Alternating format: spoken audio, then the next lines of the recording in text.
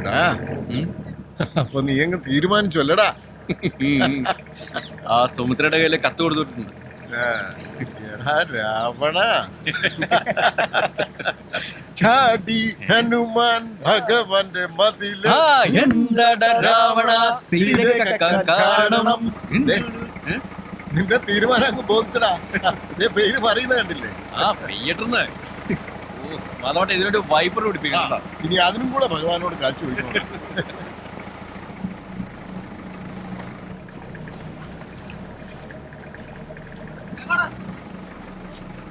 നാളൊരാള് auto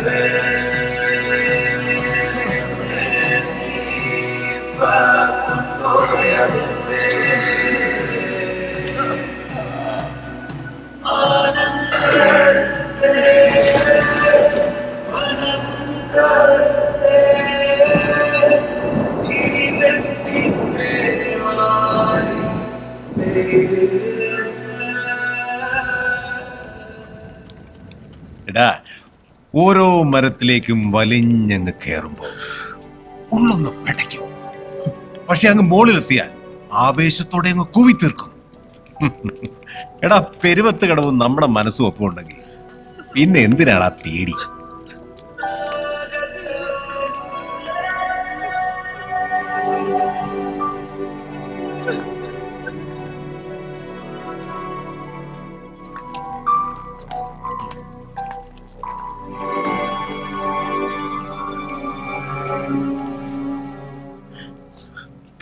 അവന് പറ്റാത്ത ഉയരവും അവൻ കീഴടക്കി.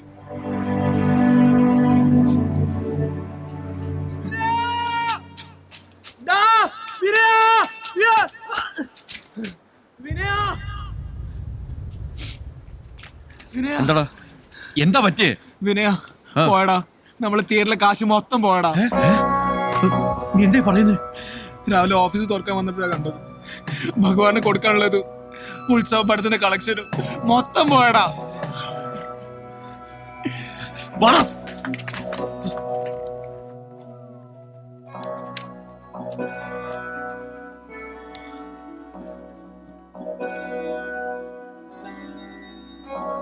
ഇതറിയാവുന്ന ആരോ ആണ്. ഇവിടെ കയറി ഇങ്ങനെയൊക്കെ ചെയ്യണമെങ്കിൽ അത് അറിയുന്നവൻ തന്നെയായിരിക്കും. മാധവൻ നായർ ഒരു പരാതി എഴുതി സ്റ്റേഷനിലേക്ക് വാ. സാർ എങ്ങനെയെങ്കിലും എന്റെ ഈ കാശ് കണ്ടുപിടിച്ചു തരണം. ഈ ടോക്കീസിലേക്ക് ഞാനില്ല. നിങ്ങൾ വേവലാതിപ്പെടാതിരിക്കൂ, നമുക്ക് നോക്കാം. സാറേ, ഇവിടെ അടുത്ത് 2-3 വീടുകളിൽ കയറി, പിന്നെ എന്റെ കടയിലും കയറി. ഈ സുഗുണന്റെ മാലയും പൊട്ടിച്ചോണ്ട് ഓടി.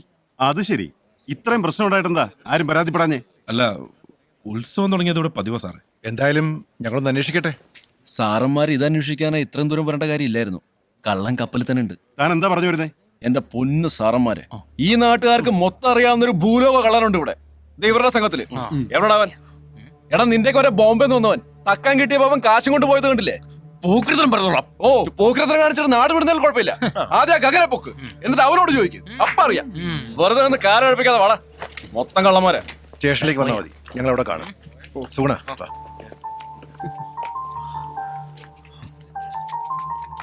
പുറത്തുനിന്നുള്ള ആരുടെ കളി? ആരാന്നേ ഉത്സവത്തിന് കുറെ എണ്ണ ഇറങ്ങിയിട്ടുണ്ടല്ലോ.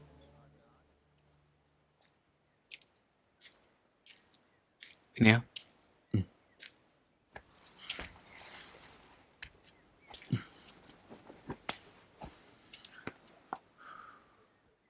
പണ്ടൂരെ തരികട കാണിച്ച് നടന്നിട്ടുണ്ട്. പക്ഷേ അതൊന്നല്ല ജീവിതം എനിക്ക് പിന്നീടാണ് മനസ്സിലായത്. അത് പഠിപ്പിച്ചെന്ന നീറാശാൻ ഇനിയില്ലാന്ന് പറഞ്ഞപ്പോൾ എനിക്കിവിടെ നിൽക്കാൻ തോന്നിയില്ലടാ. നമ്മുടെയൊക്കെ ജീവിതം അങ്ങനെയാണ്.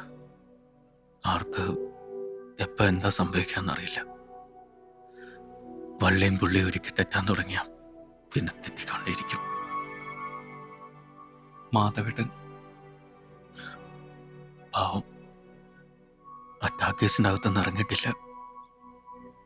നിരാശാനും ടാക്കേസും എല്ലാം കൂടെ ആയപ്പോ ആ പട സങ്കടത്തില. നമ്മളെല്ലാവരും ഉണ്ടായിട്ടും ഒന്നും ചെയ്യാൻ പറ്റില്ലല്ലോ.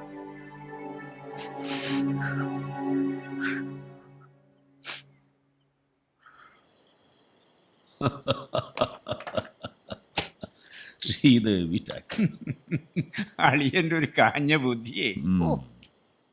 ഞാൻ പറഞ്ഞല്ലോ ഗോവാച്ച, ആ സ്ഥലം കുറച്ച് കഴിയുമ്പോ നമ്മുടെ കൈ വന്ന് ചേരുന്നു. ശരിയാളിയാ, ഇനി എത്ര അവധി കൊടുത്താലും മാധവൻ ആ കണക്ക് തന്നു തീർക്കും തോന്നണില്ല.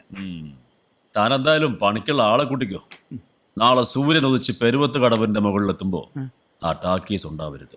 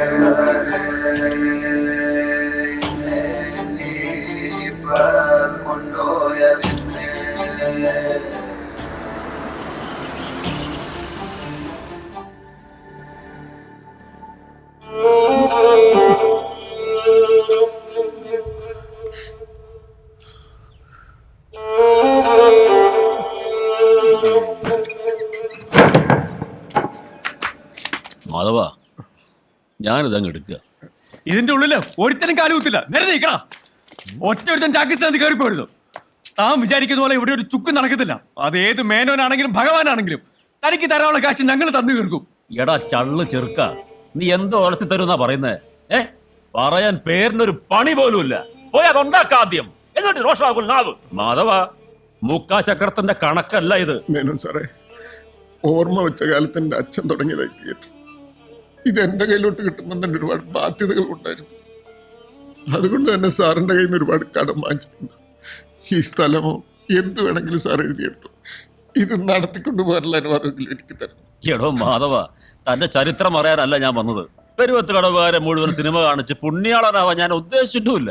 പിന്നെ ഇതിനകത്തോന്ന് എന്തുണ്ടാക്കാനാ തന്റെ വിചാരം? ആ ഫിലിം കറക്കുന്ന കുന്ത്രാണ്ടത്ത് ഉണ്ടാക്കാന്ന് വെച്ചാ 960 ഉണ്ടാക്കിയ ഒരു തുരുമ്പ്. മാധവ, വെറുതെ കേസും വെക്കാനൊന്നും വേണ്ട. അതാ നമുക്ക് രണ്ടുപേർക്കും നല്ലത്. ഇതേ താൻ ഒപ്പിട്ട് തന്ന മുദ്രക്കടലാസ. ഇതിൽ ഞാനിത് അങ്ങ് എഴുതി ചേർത്തു. വിനയ അവരെടുത്തോട്ടെ. നോക്കി നിൽക്കാണ്ട് ചെന്ന് പൊളിക്കണം.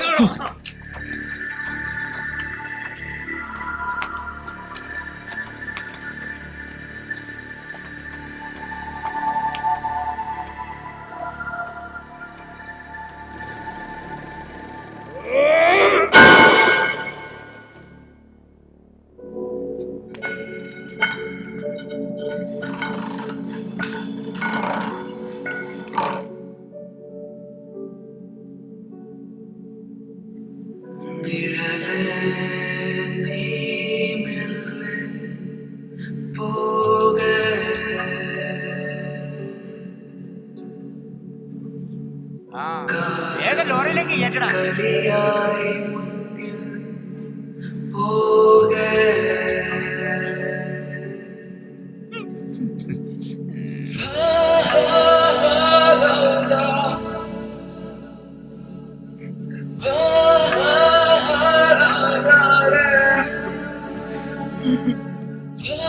Oh